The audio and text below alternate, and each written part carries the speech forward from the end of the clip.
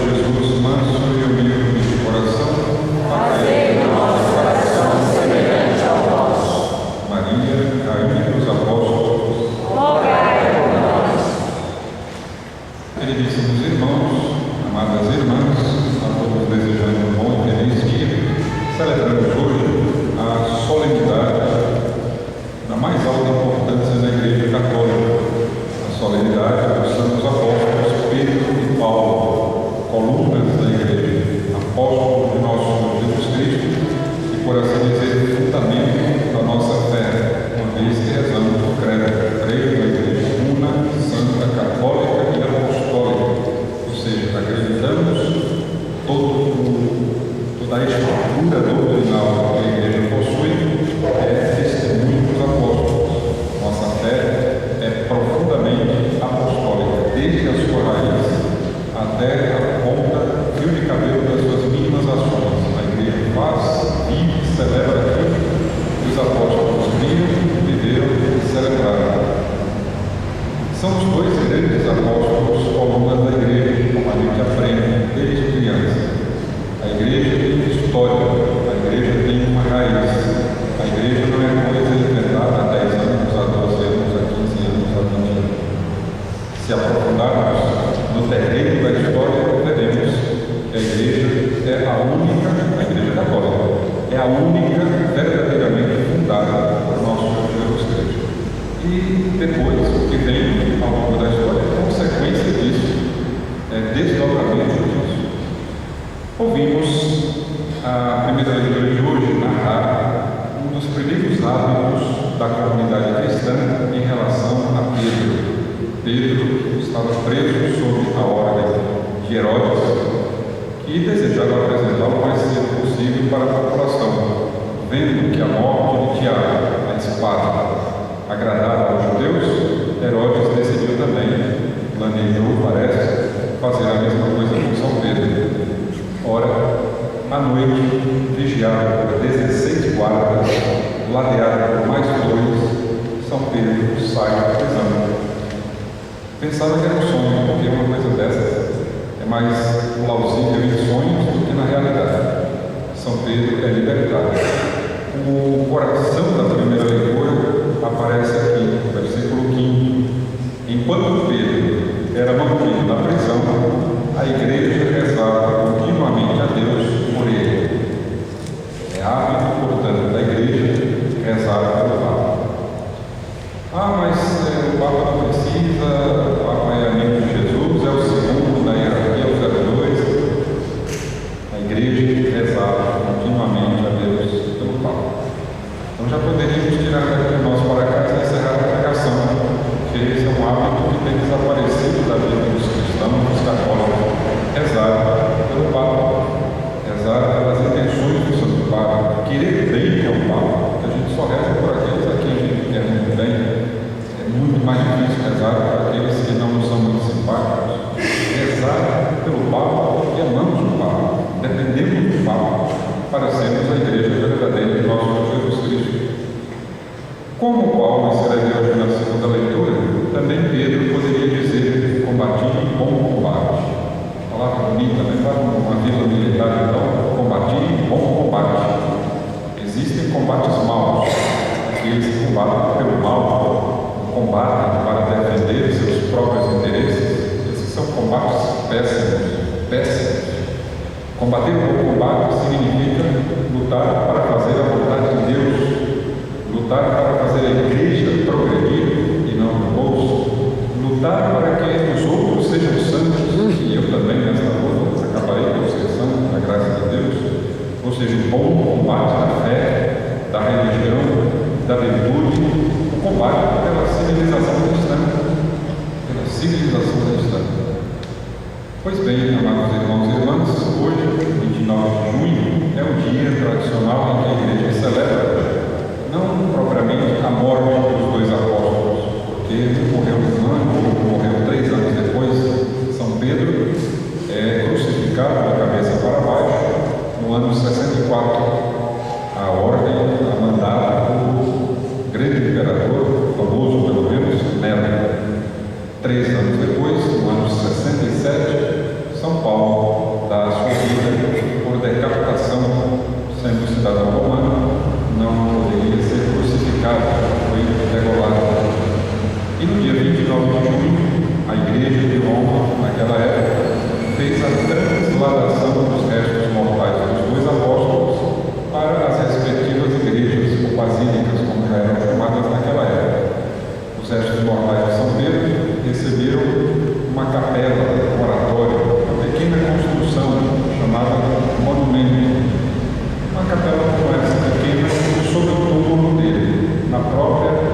região vaticana, na colina vaticana.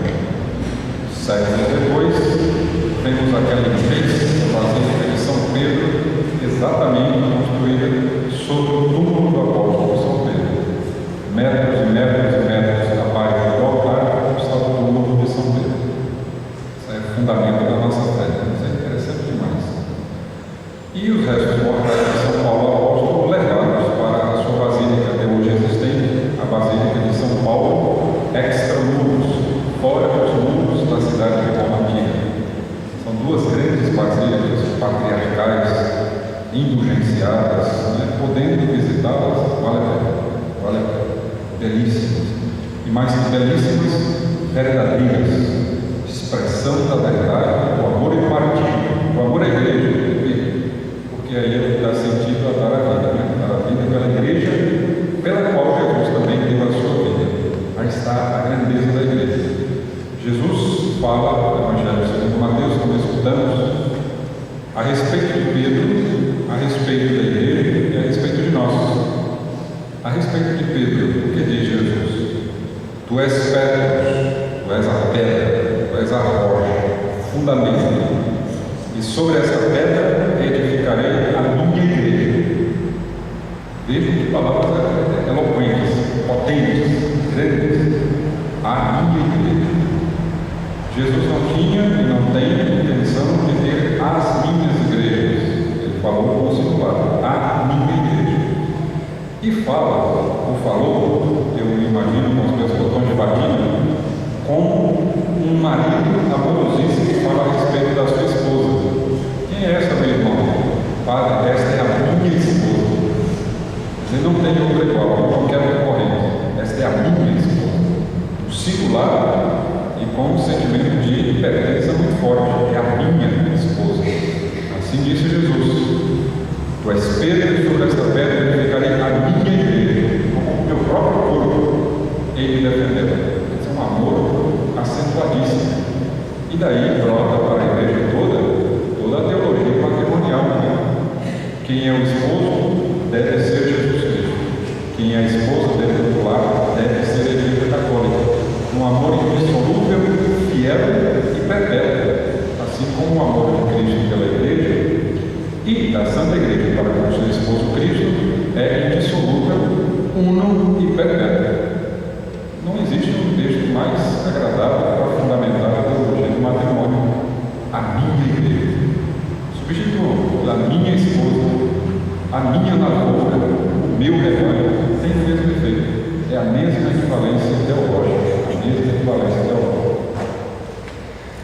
Depois de Moisés, ninguém recebeu tanto poder como Pedro. Repararam isso é um fato muito bonito na história bíblica, muito bonito. Moisés recebeu os 10 mandamentos, era chefe do povo de Israel, era um verdadeiro líder, não é? Um homem que conhecia a Deus, que falava com Deus face a face. Ora, isso é apenas um reflexo, um pálido reflexo daquilo que foi São Pedro. Conversava com Jesus face a face, fazia refeições com ele, caminhava com ele nas estradas da Terra Santa, lado a lado, tocado por Jesus, seus pés lavados pelo Filho de Deus, comungou na última missa, na última ceia de Nosso Senhor, primeira missa. Quer dizer, um homem abençoadíssimo por Deus, com graças extraordinárias. Agora, ouvir de Jesus esta sentença que acabamos de ouvir: feliz és tu, Simão, filho de Jonas. Eu te digo que tu és Pedro, sobre esta pedra edificarei a minha igreja.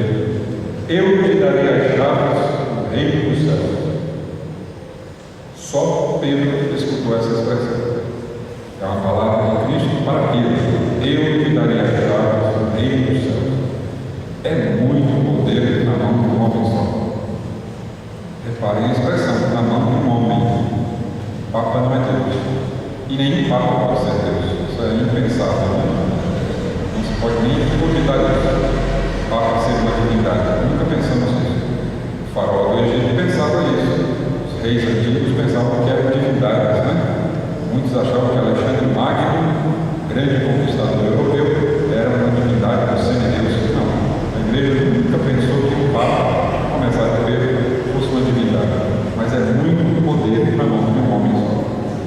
Eu te darei as chaves do reino dos céus. Claves, regras de amor, chaves que abrem e fecham o reino dos céus. Portanto, para nós, há aqui uma necessidade de crer como um Deus tem um ato temporário entregar o reino dos céus na mão do homem. Mas é isso mesmo. É isso que dá fundamento à nossa religião, à nossa fé católica.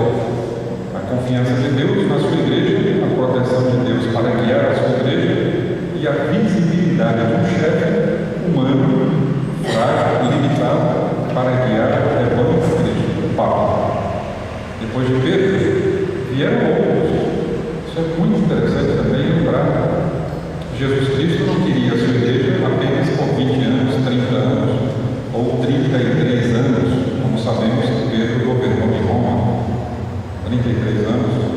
Depois Pedro morre e acabou a função de Pedro, acabou esse poder, Jesus pegou as chaves de volta. Só um imbecil pensar em uma coisa dessas.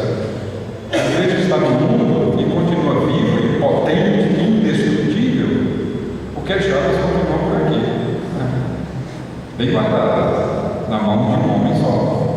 Hoje Pedro se chama Francisco. Pedro fala pela boca de Francisco, mas é a mesma função, a mesma fundamentação da igreja. O alicerce da igreja continua sendo Pedro. Papa, ubi Petrus, ibi ecclesia, ibi Cristo.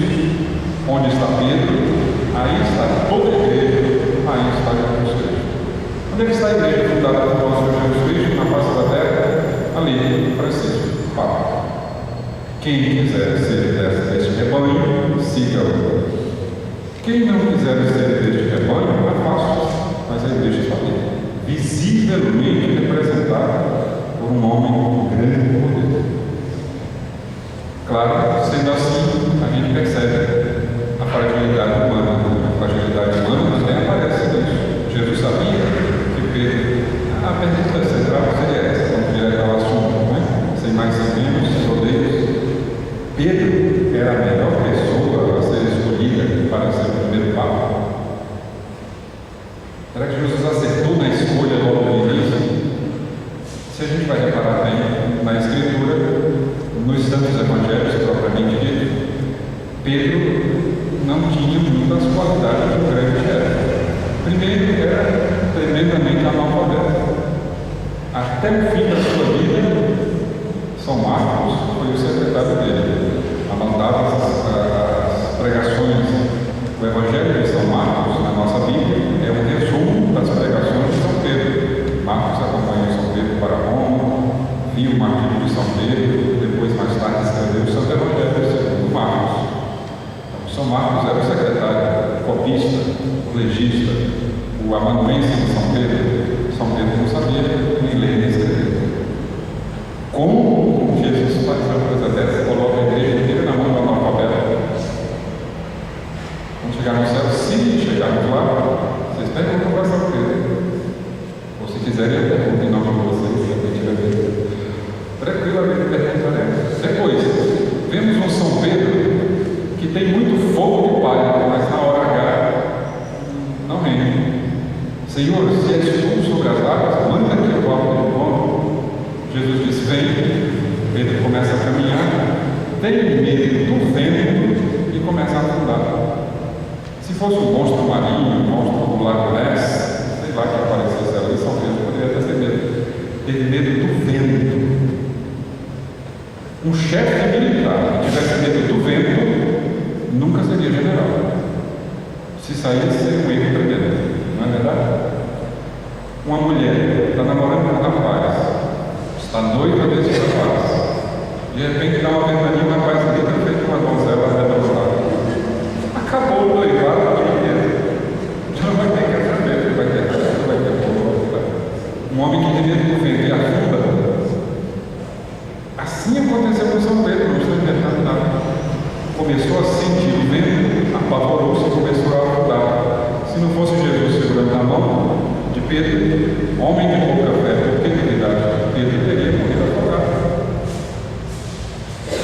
Depois, um homem impetuoso, mas que não cumpre a palavra. Senhor, ainda que todos te abandonem, eu jamais te abandonarei. Evangelho de São João. Tu jamais me abandonarás, Pedro? Pois eu te digo que antes que o galo cante, 3 vezes tu me negarás. E foi dito e feito. Dito e feito. São Pedro dizia que ia morrer por Jesus Cristo, puxou da espada, arrancou a orelha do soldado no Getsemane, no Horto das Oliveiras, fugiu, desapareceu. Imagina. Jesus disse: eu te darei as chaves do reino dos céus. Para um homem desse, analfabeto, medroso, e que não possa falar, o que foi?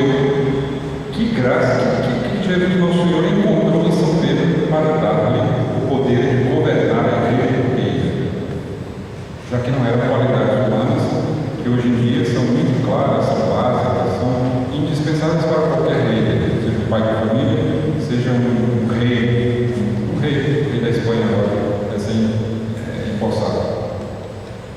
A humildade. Se há uma coisa que o Evangelho não nega, é a quantidade absurda de defeitos de São Pedro. Mas também o Evangelho não esconde a grande humildade de Pedro. A grande humildade de Pedro. É com base nessa humildade que Jesus confiou a ele a chave do reino dos céus. Que coisa impressionante. Não nos esqueçamos disso. O que fez Jesus escolher São Pedro para ser Papa foi o quê? A humildade de Pedro. Depois da peça milagrosa, São Pedro se agarra aos joelhos de Jesus e diz: Senhor, afasta-te de mim, porque sou um pecador. Humildade. Porque quando falta humildade dentro de casa, no casamento, o que a gente escuta? Ah, não, você casou comigo, é isso mesmo, não tem novidade não. Quando você casou comigo, você já sabia que eu era assim. Tem falta de caráter, dizer uma coisa dessa. Não melhorou nada. Casei com esse traje mesmo. Não, tem que mudar. Sou pecador. Perdão do Senhor, perdão do Senhor, perdão do Senhor. Depois temos São Pedro, que na hora do julgamento do nosso Senhor, quando estava na casa de Caifás, Jesus, manietado, preso, passou perto de São Pedro. Pedro estava olhando de longe e olhou para São Pedro. Nessa hora o galo cantou. Pedro saiu dali arrependido, portanto cheio de humildade, e chorou amargamente ter negado Jesus Cristo. Depois vemos Pedro no cenáculo, junto com Nossa Senhora, junto com os outros apóstolos. É uma pessoa humilde que faz isso. Uma pessoa orgulhosa que sai por aí falando mal de Jesus, falando mal de Nossa Senhora, falando mal dos outros apóstolos, falando mal de todos, menos de si. É orgulhoso. Fala mal dos outros, não fala mal de si. Não vemos Pedro dando passos imensos em seus defeitos, mas também dando passos gigantescos na sua humildade. Até que ele se encontra com Nosso Senhor, a aparição de Jesus ressuscitado a Pedro. Depois das margens do lago de Tiberíades, conversa com Jesus. Pedro, tu me amas? Sim, Senhor, eu te amo. Pedro, tu me amas? Sim, Senhor, eu te amo. Pedro, tu me amas? Senhor, tu sabes tudo, tu sabes que eu te amo. Quer dizer, humildade. É a grande humildade que nos faz falta para viver em igreja, viver em paróquia, viver em família. Sem humildade não dá para viver em família. Quando falta humildade, quando o orgulho aparece, quando o próprio eu quer tomar conta da situação, desastres familiares se encontram. Quando no ambiente de trabalho, o chefe é algo mais simples dos subordinados, quando neles não há humildade, a empresa não vai para frente. Cada um querendo ser mais do que o outro, cada um querendo ter mais poder do que o outro, essa própria estrutura desmoronará. O reino dividido contra si mesmo não subsiste, dizia Jesus. Uma paróquia do mesmo jeito, uma diocese do mesmo jeito. Uma paróquia, a pessoa tem seu, aliás, todos temos nossos defeitos, mas alguns se acham mais perfeitos do que os outros, verdade. E quando sai da comunidade, sai falando mal dos outros, nunca reconhece os próprios defeitos. Falta de humildade. O que serviu para Pedro serve para qualquer comunidade, para qualquer um de nós. Se por falta de humildade eu me revolto, eu me deixo da igreja católica. Seria a maior desgraça da minha vida um dia deixar de ser católico. Pior desgraça seria sair da igreja católica e fundar uma igreja nova. Aí seria, podem me prender, perder o juízo, podem me esquartejar e me queimar no micro-ondas. Estamos fazendo um grande favor. Não estou promovendo a guerra religiosa, não. Estou dizendo que a minha voz concorda plenamente com aquilo que o meu coração quer dizer. Tranquilamente, estarei me fazendo um favor.